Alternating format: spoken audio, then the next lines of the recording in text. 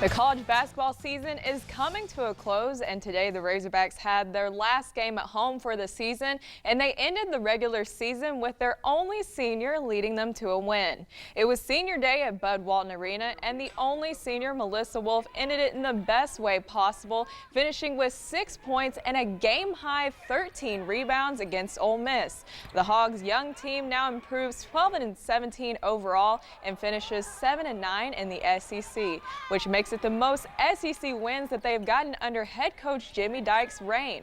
5 News sports reporter Heather Geller has more on the legacy Melissa Wolf is leaving behind. Playing here in Bud Walton Arena and in front of Razorback fans has been a dream come true for senior Melissa Wolf. But she's not only lived that dream, she's also wrote herself into Arkansas record books. I never thought even whenever I signed to come here, people said that I'd redshirt or I wouldn't play. So just to be given the opportunity by both coaches and have teammates that believe in me to be able to reach this milestone has just been really huge. Wolf became the 5th player in Arkansas history to record more than 700 points and rebounds in her career. But not only did people have their doubts about the senior when she became a Razorback, but it also started when she first began playing the sport. I was the shortest one on my team in 7th grade, so no one really thought that this was a good shot for me. I was a little clumsy, out of control, but just put in a lot of work. I had good coaches all growing up. The Cabot native has been through it all her 4 years, from 2 head coaches, NIT and NCAA tournament appearances, to being the lone senior leading the team. Even though I've had to go through coaching changes in different teams, this year we have a very new team, but I've loved every team and I've loved every minute that I've gotten to put on this jersey. But tonight is not the last time Wolf will be wearing that Arkansas jersey. Her and her teammates will be gearing up for the SEC tournament, where they'll face Tennessee in the second round on Thursday. At Bud Walton Arena, Heather Geller, 5 News Sports. I don't get paid. Judging by just the first inning of the Arkansas baseball game against Texas Tech, you might have thought that the Hogs would have lost, considering that they gave up 5 runs early. But the Hogs rallied a comeback to remain undefeated. Arkansas pretty much accomplished the impossible today and overcame a 5-run deficit to beat the Red Raiders 10-6 in Houston.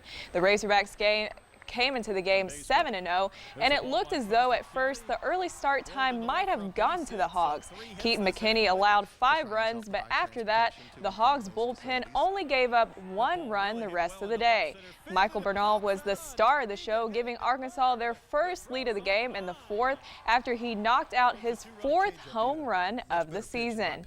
After spending the weekend at Minute Maid Park, the Razorbacks will be heading back home to play at Baum.